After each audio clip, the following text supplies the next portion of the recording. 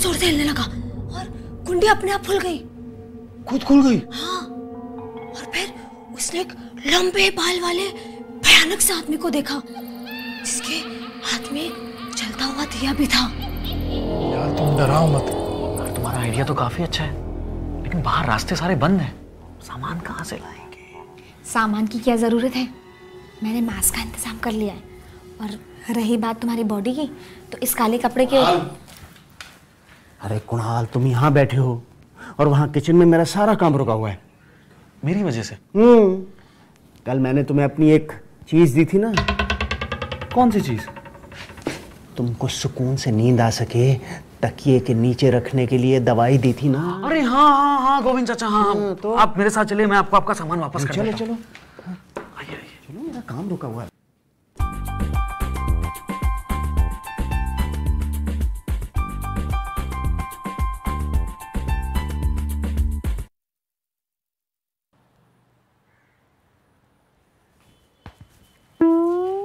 गोविंद जी, ये रहा आपकी नींद का नुस्खा। हाँ बेटा, मेरा नुस्खा मुझी पे आजमा रहे हो? लाओ। अरे सब्जी काटने चला था तो देखा चाकू ही नहीं है।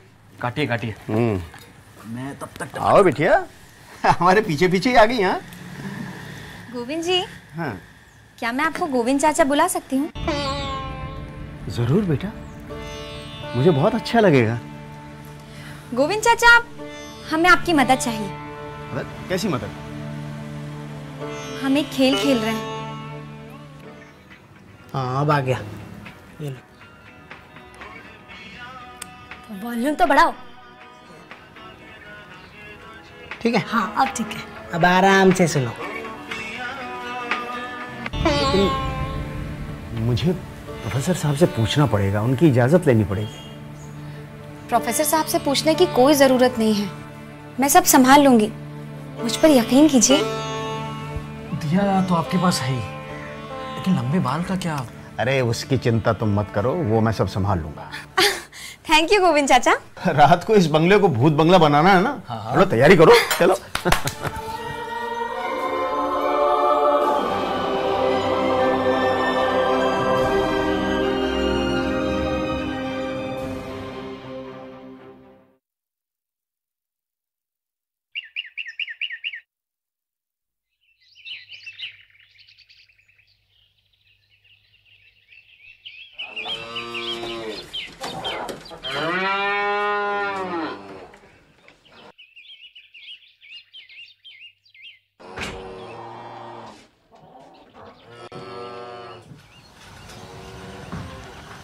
बेटा, अब मेरी तुम्हारे साथ तो निभ नहीं सकती। अब इस उम्र में रोज रोज का लड़ाई झगड़ा मुझसे तो नहीं होता। एक काम करो, तुम मुझे रुपए दे दिया करो, मैं अपना पका खा लूंगी। अरे रुपए का यहाँ फलते हैं? अब मुझे भी तो कुछ रूखा सूखा चाहिए कि नहीं? तो कोई ये थोड़े समझा था कि तुम मौत से लड़कर आ जाओगी। मेरा कुछ तो इंसाफ करो, नहीं तो मैं पंचायत करूंगी। हाँ जरूर करो पंचायत, अरे फैसला हो ही जाए। और मुझे भी ये रात दिन की खटखट पसंद नहीं। ठीक है, अगर तुम यही चाहते हो तो यही सही। हाँ हाँ ठीक है।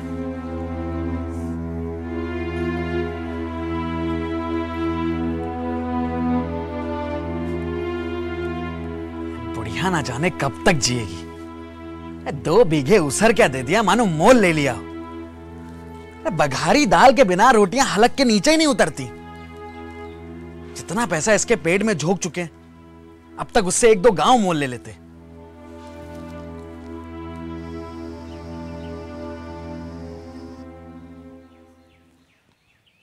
भोला,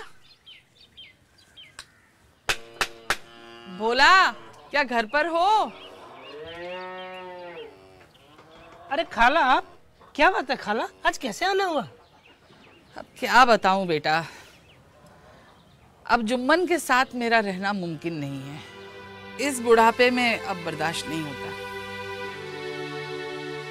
मैंने पंचायत करने की सोची है, तुम जरूर आना। तुम्हारे पांव कब्र में लटके हुए खाला, आज हो कल का कुछ पता नहीं, अब हवस करना छोड़ दो। ठीक है खाला, मैं समझ गया, आप घबराओ मत, मैं जरूर आऊंगा। ठीक है, खुश रहो बेटा। खुदा हाफिज। खुदा हाफिज।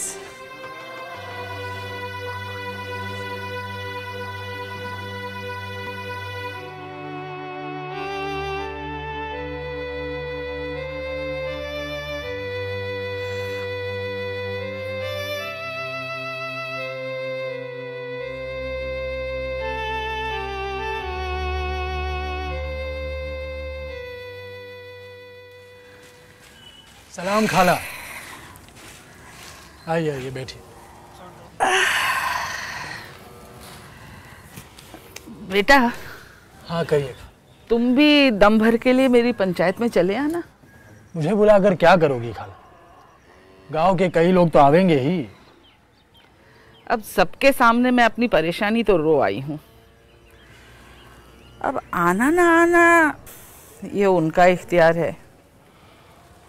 देखो खाला, यूं आने को तो आ जाऊंगा, पर पंचायत के सामने मुंह ना खोलूंगा। क्यों बेटा? इसका क्या जवाब दूं खाला? अपनी खुशी। खुशी? तुम तो जानती हो खाला, जुम्मन मेरे बचपन का दोस्त है। जुम्मन के अब्बा जुमराती मेरे उस्ताद रह चुके हैं। हमारे घरेलू ताल्लुकात है, साझी में खेती है, लेन देन साझा है। उसका मुझ पर गहरा भरोसा है खाला। ना, मैं अपने करीबी दोस्त से बिगाड़ नहीं कर सकता। बेटा, क्या बिगाड़ के डर से ईमान की बात ना कहोगे?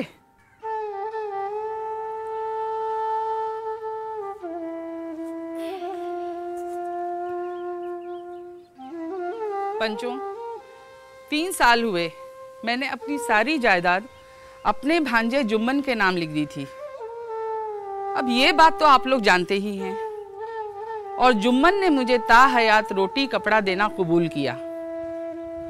अब साल भर तो मैंने इसके साथ रो धोकर काट दिया, मगर अब रात दिन का रोना मुझसे और सहा नहीं जाता। मुझे ना पेट की रोटी मिलती है, न तन का कपड़ा। बेकस बेवा हूं, कचहरी दरबार नहीं कर सकती। अब तुम्हारे सिवा किसको अपना दुख सुनाऊं? तुम लोग जो राह निकालो उसी पे चलूं। अगर मुझ में कोई ऐब देखो तो मेरे मुंह पे थप्पड़ मारो, जुम्मन में बुराई देखो तो उसे समझाओ क्यों एक बेकस की आह लेता है। मैं पंचों का हुक्म सर आंखों पर चढ़ाऊंगी। जुम्मन मियाँ, सरपंच किसे बहते हो? अभी से इसका निपटारा कर लो, फिर जो कुछ पंच कहेंगे वही मानना पड़ेगा। पंचों का हुक्म अल्लाह का हुक्म है। खाला जान जिसे चाहे उसे सरपंच बने, मुझे कोई उज्र नहीं। अरे अल्लाह के बंदे, सरपंच का नाम क्यों नहीं बता देता? जरा मुझे भी तो पता चले। अब मेरा मुंह मत खुलवाओ खाला जान, तुम्हारी बन पड़ी है, जिसे चाहे उसे सरपंच बनो। अरे बेटा, खुदा से डरो। पंच ना किसी के दोस्त होते हैं और ना ही किसी के दुश्मन। कैसी बातें करते हो? अगर तुम्हारा किसी पर यकीन नहीं है तो फिर जाने दो, मगर अलगू चौधरी को तो मानते हो। चलो, मैं उसी को सरपंच बनती हूँ।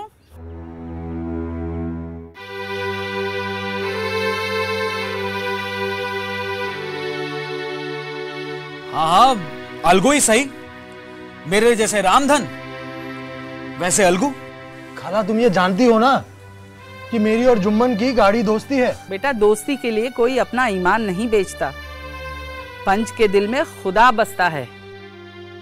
पंचों के मुंह से जो बात निकलती है वो खुदा की तरफ से होती है।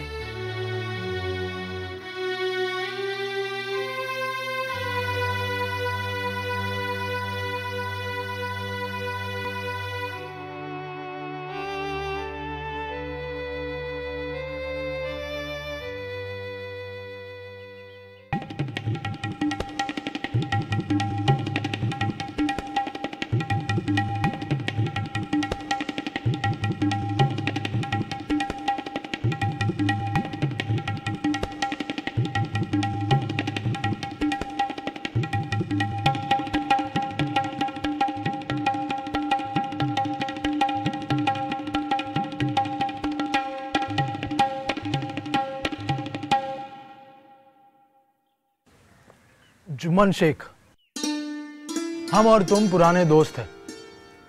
जब काम पड़ा तुमने हमारी मदद की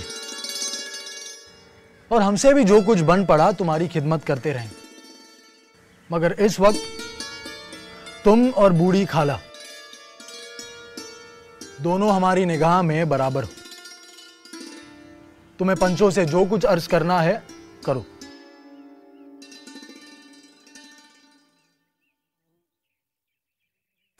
पंचो 3 साल हुए, खाला जान ने अपनी सारी जायदाद मेरे नाम हिबा कर दी और मैंने भी ताहयात खाना कपड़ा उन्हें देना कबूल किया। खुदा गवाह है कि आज तक मैंने उन्हें कोई तकलीफ नहीं दी। अरे मैं तो उन्हें अपनी मां की तरह समझता हूं। उनकी खिदमत करना तो मेरा फर्ज है। मगर औरतों में छोटी छोटी बातों को लेकर अनबन हो जाए तो उसमें मेरा क्या बस है। और खाला जान मुझसे माहवार खर्च अलग मांगती है और जायदाद जितनी है वो पंचों से छुपी नहीं है। उससे इतना मुनाफा तो होता नहीं कि मैं खाला जान को माहवार खर्च दे सकूं। और हिबानामे में माहवार खर्च का कोई जिक्र नहीं तो मैं भूल कर भी ऐसे झमेले में नहीं पड़ता। बस मुझे इतना ही कहना है, आगे पंचों का इख्तियार, जो भी फैसला लेंगे मैं मंजूर करूंगा।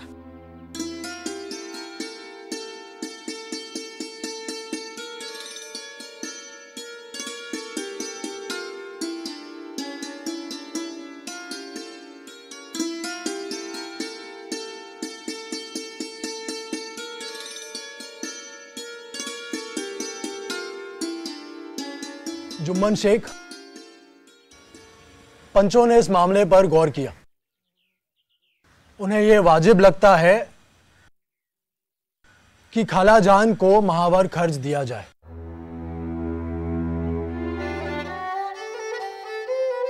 हमारे ख्याल से खाला जान की जायदाद से इतना मुनाफा हो जाता है कि माहवार खर्च दिया जा सके।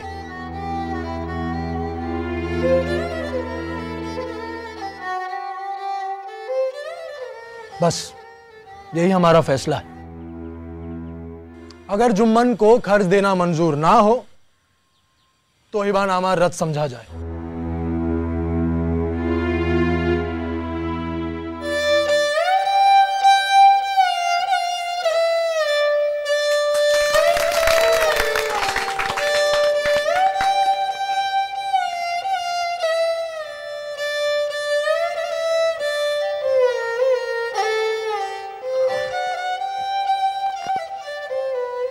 वाह, इसका नाम है पंचायत। अलगू चौधरी ने तो कमाल कर दिया। दूध का दूध और पानी का पानी कर दिया। दोस्ती अपनी जगह है, लेकिन ईमानदारी से किया इंसाफ बिल्कुल अलग।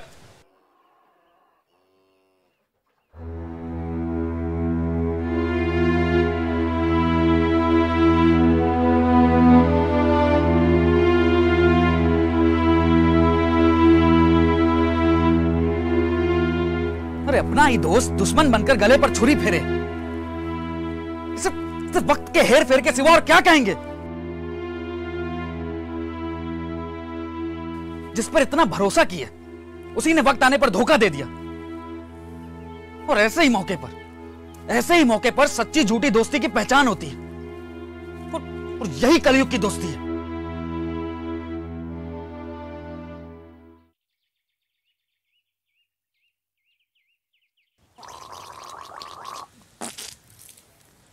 अरे कैसे हो जुम्मन? अरे खैरू भाई, इतने दिनों बाद तुम्हें मेरी याद कैसे आ गई? अरे खबर सुन ली? कौन सी खबर? अरे वही पिछले साल अलगू चौधरी जो बैलों की जोड़ी लाया था ना, उसमें से एक मर गया। अच्छा। हाँ भैया। भैया खैरू, ये दगाबाजी की सजा है। ये बात तो है भैया। इंसान चाहे जितना सब्र कर ले, लेकिन खुदा नेक बद सब देखता है। 16 आने सच है। हाँ, अब ये बताओ, बीड़ी पियोगे? पिलाओ। अरे लो यार।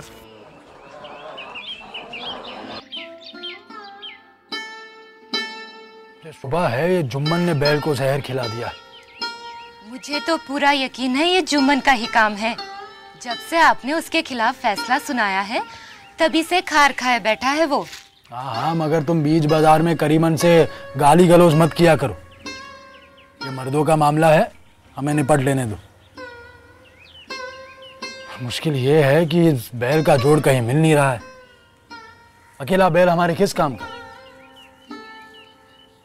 सोच रहा हूं इस बैल को बेच डालूं।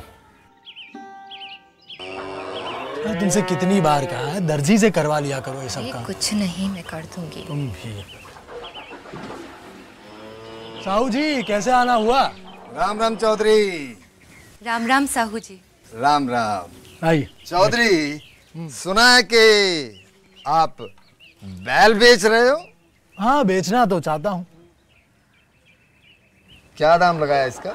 150 रुपए लूंगा इसके। मैं देख लूं बैल को? हाँ हाँ जरूर, अच्छी तरह देख लीजिए। बाद में झकबक नहीं चाहिए मुझे।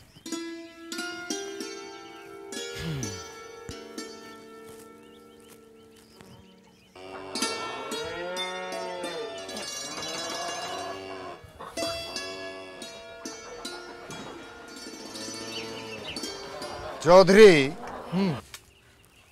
बैल तो बहुत अच्छा है और मुझे दाम भी मंजूर है, पर मेरी एक गुजारिश है।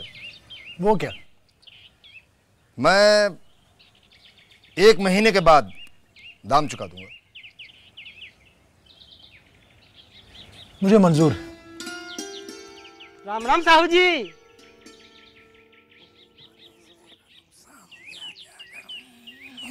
क्या बात है, बड़े परेशान लग रहे हो? क्या बात बताऊं भाई, वो अलगू चौधरी का बैल खरीद के गलती हो गई। आधा कोस चलता नहीं है कि हाँफने लगता है। कैसे चलेगा? आप तो उसे रगेदने लगे हैं। दिन में 3-3, 4-4 बार मंडी जाते हो। न चारे की फिक्र न पानी की। अरे अलगू चौधरी के पास था तो क्या ताजा दम लगता था। हम बरसों से इक्का गाड़ी हाँकते हैं, हमें मालूम है कि जानवर की देखभाल कैसे करते हैं। तुम अपने काम से काम रखो, हमें समझाओ मत। हमें क्या, हम तो आपकी भलाई के लिए कह रहे थे। ठीक है, जाओ जाओ। देख लेना, एक दिन पछताओगे।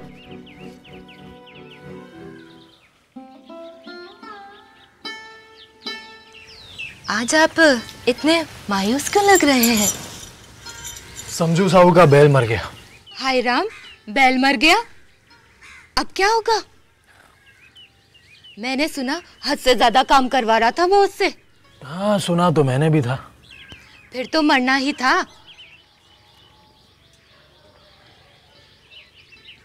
अब हमारे पैसों का क्या होगा? बेचारा दुख में होगा। अभी पैसे मांगना ठीक नहीं, अगले हफ्ते मांग लूंगा। हाँ, यही ठीक रहेगा।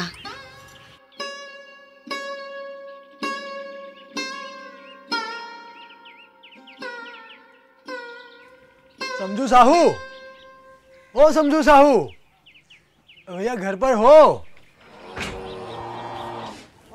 क्या बात है भाई अलगू? समझू, काफी वक्त हो गया है, मेरे पैसे तो दे दो। कौन से पैसे? अरे जो बैल खरीदा था। यहाँ तो सारे जन्म की कमाई लुट गई, सत्यानाश हो गया और तुम्हें पैसे की पड़ी है। अरे मुर्दा बैल दिया था और उस पर भी दाम लेने चले हैं। हाँ, और तुमने तो अधमरा बैल हमारे गले बांध दिया है? हमें निरापोंगा ही समझ लिया है? हम भी बनिए के बच्चे हैं, कोई बेवकूफ नहीं है। पहले जाकर किसी गड्ढे में मुंह धोकर आओ, फिर दाम मांगना। और अगर जी ना मानता हो ना तो हमारा बैल खोल के ले जाओ। हाँ 1 महीने के बदले 2 महीने जोत लो, और क्या लोगे? दिखाई ना तुमने अपनी असल जात, अपना कमीनापन। अरे समझू, लानत है तुम पर। साहू को गाली देता है गुंडा।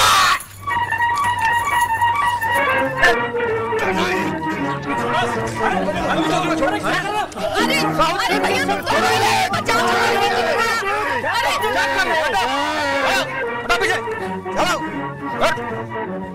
इस तरह काम नहीं चलेगा। लड़ाई झगड़ा लाठियों से मामला सुलझ नहीं जाएगा। अरे भाई पंचायत बुलाओ, जो कुछ फैसला होगा मान लेना। क्या है लाठियां चलाने? चलो चलो साहू अंदर, चलो चलो।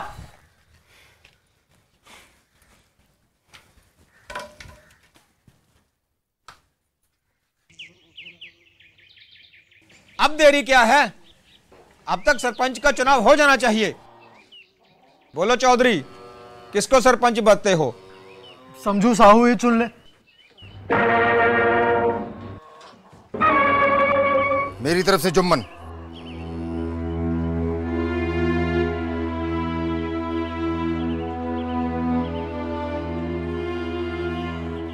क्यों चौधरी, तुम्हें कोई उज्र तो नहीं? नहीं, मुझे क्यों उज्र होगा?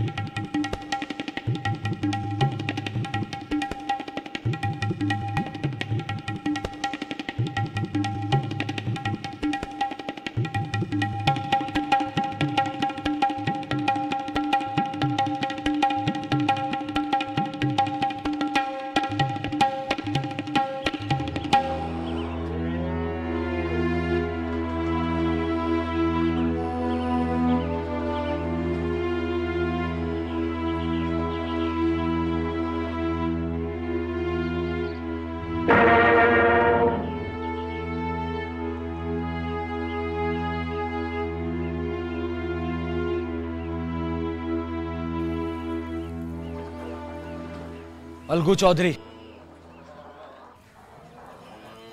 और समझू साहू, पंचायत ने तुम्हारे मामले पर अच्छी तरह बहस की, सोच विचार किया। समझू साहू को चाहिए कि वो बैल का पूरा दाम दे। जिस वक्त उन्होंने बैल खरीदा, बैल को कोई भी बीमारी नहीं थी, और अगर उसी वक्त बैल का दाम दे दिया जाता तो आज समझू साहू कुछ नहीं कर सकते थे।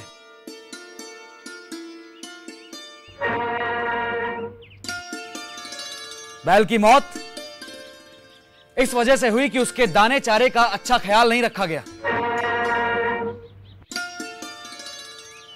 और उससे हद से ज्यादा काम कराया गया। समझू ने बैल को जानबूझकर मारा है, उसे इसकी सजा मिलनी चाहिए। यह दूसरा सवाल है, इससे हमारा कोई लेना देना नहीं। पर समझू के साथ कुछ रियायत होनी चाहिए। यह अलगू चौधरी की मर्जी है। पंच परमेश्वर की जय, पंच परमेश्वर की जय।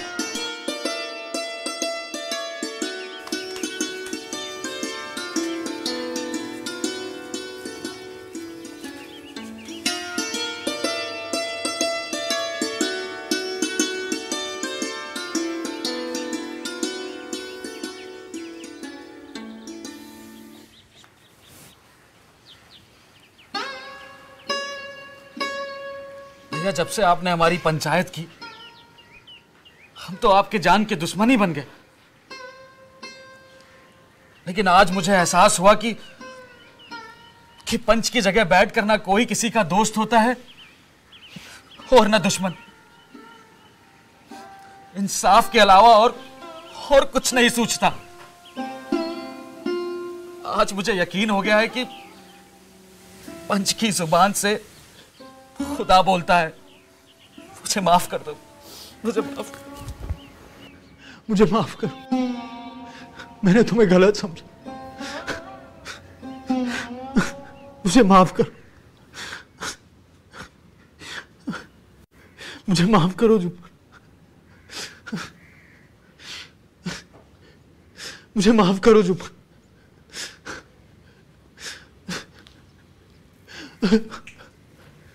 मुझे माफ मुझे माफ करो। सतीश, सतीश, सतीश, तुम रो क्यों रहे हो? मैं नहीं, वो अलगू रो रहा था। कौन? अलगू। अलगू? अलगू कौन है? तुम सपना देख रहे थे क्या? पता नहीं शिल्पा, मैं प्रेमचंद की कहानी पंच परमेश्वर पढ़ रहा था। कुछ देर तक मैं अलगू और जुम्मन की दुनिया में खो गया।